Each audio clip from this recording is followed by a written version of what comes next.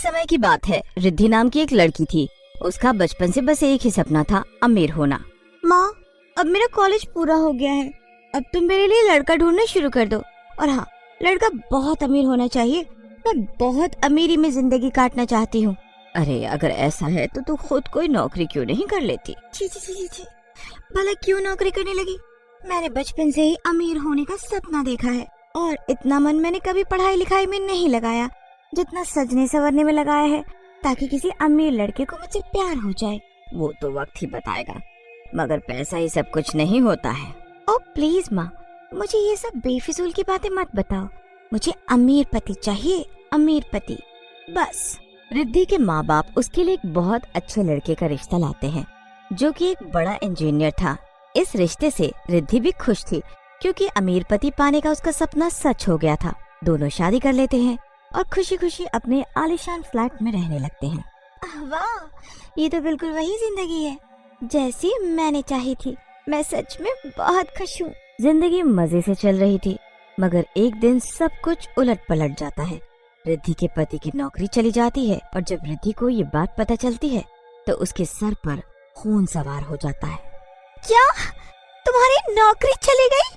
हाँ रिद्धि, मुझे तो कुछ समझ नहीं आ रहा कि अब हम क्या करेंगे। इसमें समझने जैसा क्या है? जल्दी से जल्दी दूसरी नौकरी ढूंढो, वरना मैं तुम्हें छोड़ के चली जाऊंगी। हे भगवान, इस मुश्किल की घड़ी में मेरा साथ देने के बजाय ये तुम कैसी बातें कर रही हो? मुझे ये सब कुछ नहीं पता। ना बाबा ना, मुझसे गरीबी की जिंदगी नहीं बर्दाश्त है। गरीबी से तो मौत ही अच्छी है। इतना कहकर रिद्धि पैर पटक कर वहाँ से चली जाती है। उसके इस व्यवहार को देखकर धीरज बहुत दुखी हो गया था।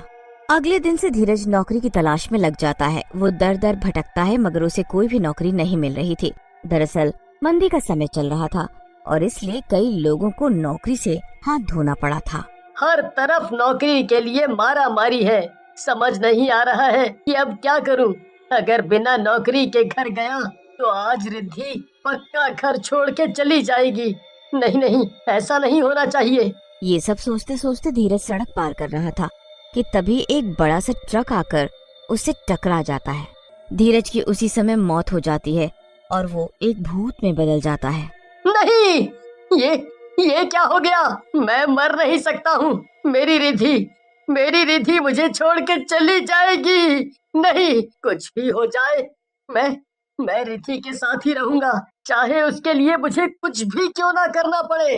धीरज अपनी शक्तियों का इस्तेमाल करके वापस अपने इंसानी शरीर में आ जाता है और अपनी लाश को वहीं पास में छुपा देता है। अब मुझे घर वापस जाना चाहिए। रिद्धि मेरा इंतजार कर रही होगी। इतना कह के धीरज घर के लिए निकल पड़ता है। तुम आगे बताओ ना, क्या हुआ? तुम्हें नौकरी मिली या नहीं? हाँ, मुझे नौकरी मिल गई है। धीरज का भूत कुछ सोच समझ नहीं पाता है और हड़बड़ी में रिद्धि से झूठ बोल देता है। क्या कहा? वाह, ये हुई ना बात। अब हम फिर से खुशी खुशी रहेंगे। क्या हुआ?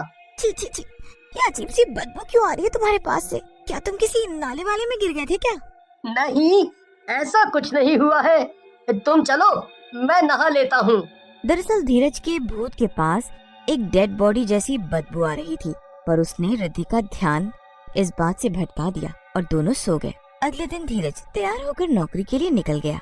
अब मैं क्या करूं?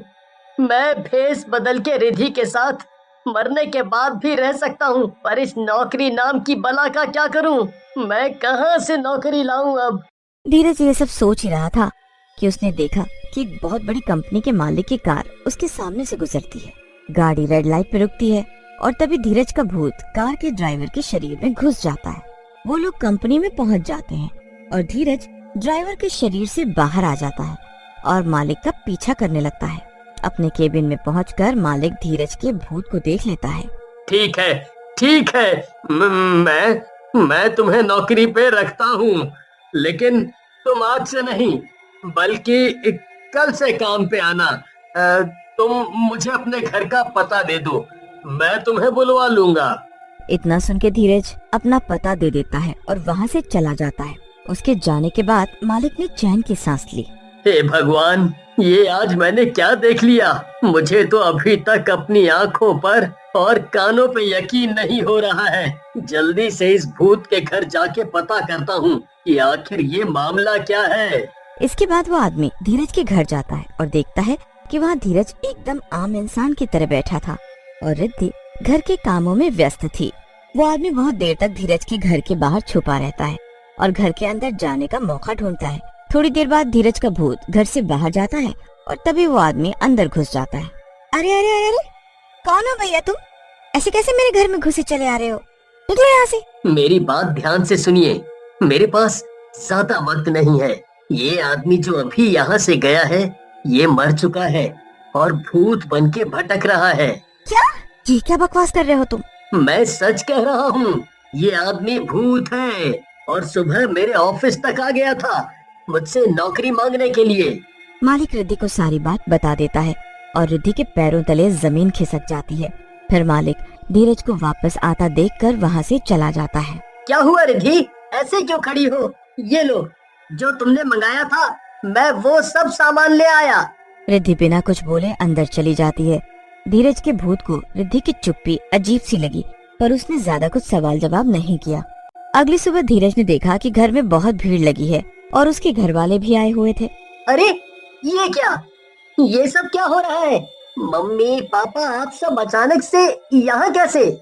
आज मैंने सत्यनारायण भगवान की कथा रखी है इसलिए सब आए हैं। आओ चलो साथ में बैठकर कथा सुनते हैं। धीरज भूत होने के कारण कथा में नहीं बैठ सकता था और ये सब देखकर वो बहुत डर गया। नहीं रिद्धि, मैं पूजा में नहीं बैठ सकता हूँ। और वो क्यों? क्योंकि तुम एक भूत हो। ये सुनकर धीरज का भूत दंग रह गया। हैरान मत हो धीरज, मुझे सब कुछ सच सच बताओ कि ये सब तुम्हारे साथ आखिर कैसे हुआ। धीरज का भूत बहुत दुखी हो जाता है और सब कुछ सच सच बता देता है। मैं डर गया था कि तुम मुझे छोड़ के चली जाओगी, इसीलिए मैंने ये सब किया।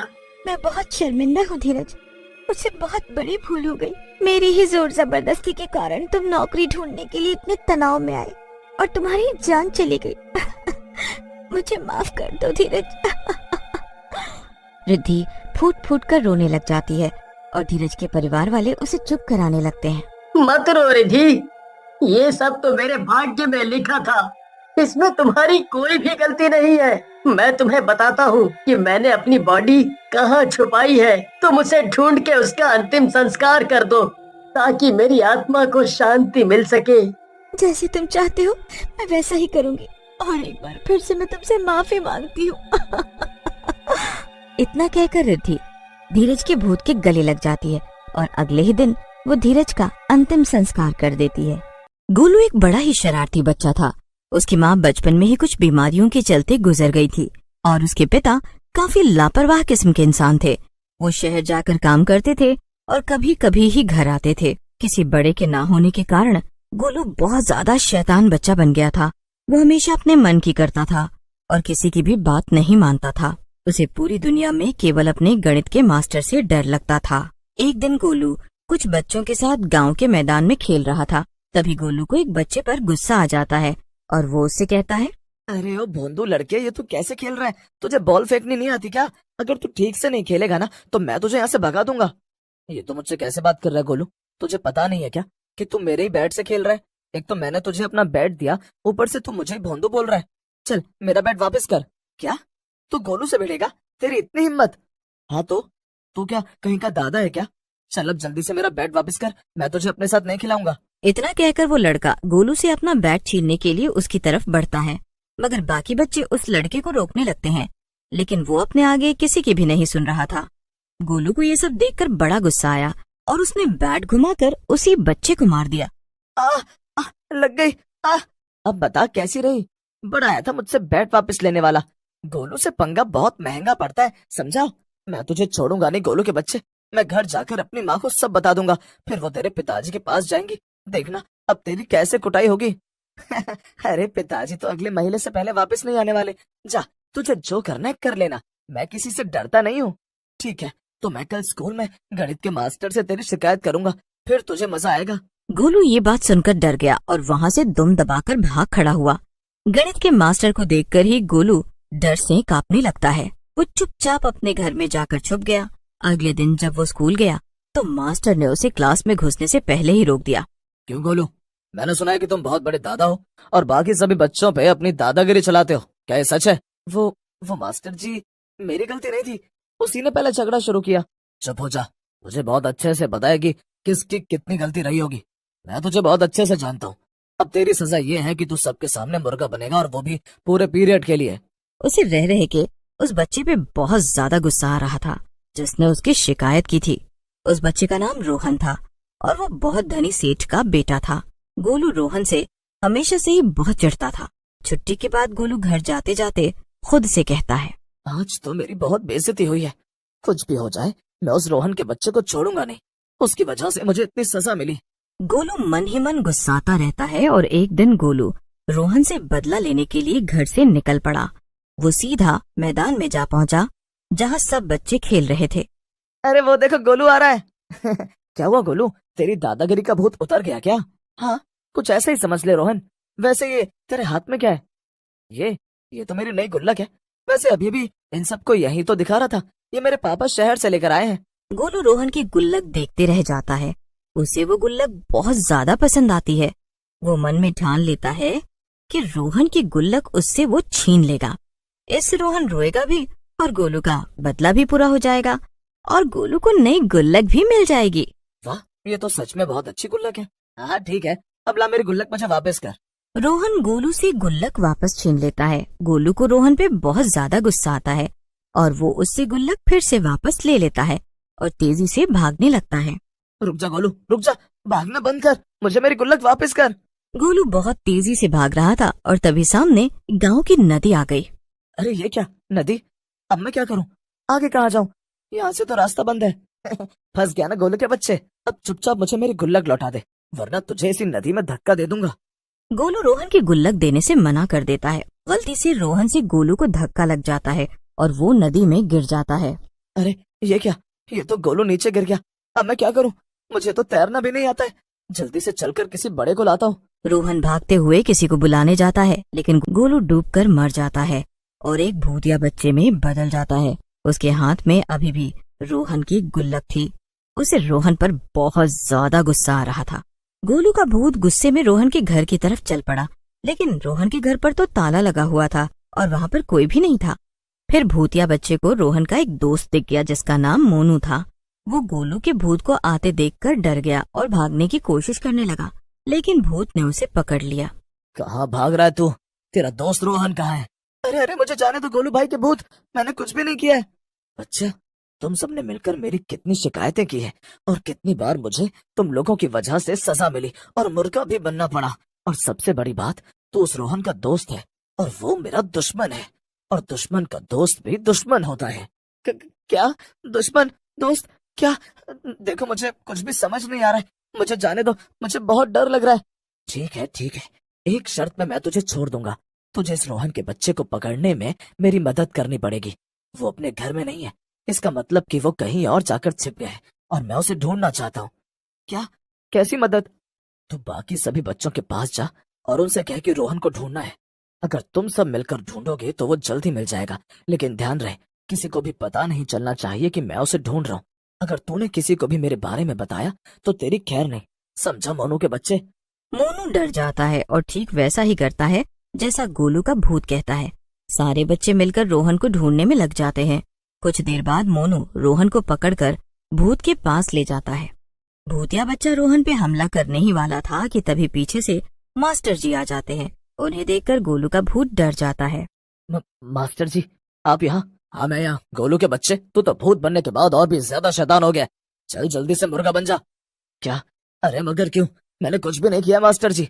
तो इतनी देर से रोहन को परेशान करने के लिए ढूंढ रहा है और तूने बाकी बच्चों को भी इतना परेशान किया और कहता है कि मैंने कुछ नहीं किया है। जल्दी से मुर्गा बन जा वरना मैं अपनी छड़ी निकालता हूँ। और सभी बच्चे उस पर हंसने लगते हैं, लेकिन उसे तुरंत याद आ जाता है कि अब वो इंसान नहीं है बल्कि वो एक भूत है। भूत! अरे ये क्या, अब तो मैं भूत बन चुका हूँ। भला मास्टर जी से क्यों डरूं? ये क्या बातें कर रहा है तू? ठीक से मुर्गा बन। नहीं बनता मुर्गा। और रुको, मैं अभी आपको सबक सिखाता हूँ। इतना कहकर भूत मास्टर को हवा में उड़ा देता है और जोर जोर से हंसने लगता है। बेचारा रोहन कोने में सहमा हुआ खड़ा था और ये सब देख रहा था। मगर मास्टर जी को हवा में लटका हुआ देखकर वो रोते हुए खुद ही गोलू के भूत के सामने आ जाता है। बस करो गोलू, मास्टर जी को छोड़ दो, उनकी कोई भी गलती नहीं है। हाँ, बिल्कुल सही कहा तूने, उनकी गलती नहीं है, गलती तो तेरी है, इसलिए सजा भी तुझे ही मिलनी चाहिए। इतना कहकर गोलू का भूत मास्टर जी को वापस जमीन पर पटक देता है और रोहन की तरफ देखकर उससे कहता है, तो बता रोहन के बच्चे, मुझे मारने की सजा क्या दूं मैं तुझे? हाँ तो ठीक है गोलू, तुम मुझे जो मर्जी सजा दे दो, लेकिन अब बाकी लोगों को परेशान मत करो। अब तू इतना सीधा साधा कैसे बन रहा है रोहन? तेरी वजह से ही मेरी जान गई है। नहीं गोलू रुक जाओ, रोहन की कोई भी गलती नहीं है, वो तुम्हें बचाना ही चाहता था। क्या? मगर कैसे? ये तो मुझे डूबता छोड़कर भाग गया था। नहीं गोलू, मैं तुम्हें छोड़कर नहीं भागा था, बल्कि मैं तो किसी बड़े को बुलाने गया था ताकि तुम्हें बचा सकूं। रास्ते में मुझे मास्टर जी दिख गए और जब हम दोनों तुम्हें बचाने नदी में वापस आए तब तक तुम डूब चुके थे। रोहन और मास्टर जी की बातें सुनकर भूतिया बच्चे को अपनी गलती का एहसास हो जाता है। शायद आप सभी ठीक कह रहे हैं, मैंने हमेशा गलतियों पे गलतियां की और अपनी शैतानियों की वजह से ही मेरी जान गई, लेकिन अब मैं और गलतियां नहीं करूंगा। मैं चाहता हूँ कि मुझे मुक्ति मिल जाए। तो मुझे बताओ गोलू, मैं तुम्हारी क्या मदद कर सकता हूँ जिससे कि तुम्हें मुक्ति मिल जाए? पानी में डूबते वक्त हमारी गुल्लक मेरे हाथ में ही रह गई थी रोहन, इसलिए मेरी जान उसी गुल्लक में कैद हो गई। इसलिए उस गुल्लक को तोड़ दो, उसके टूटने के साथ ही मुझे मुक्ति मिल जाएगी। ठीक है गोलू, मैं अभी ऐसा कर देता हूँ। रोहन फौरन जाकर उस गुल्लक को तोड़ देता है और गोलू के भूत को मुक्ति मिल जाती है। मुक्ति मिलते ही वो हवा में गायब हो जाता है और इसके बाद गांव में सब कुछ पहले जैसा हो जाता है।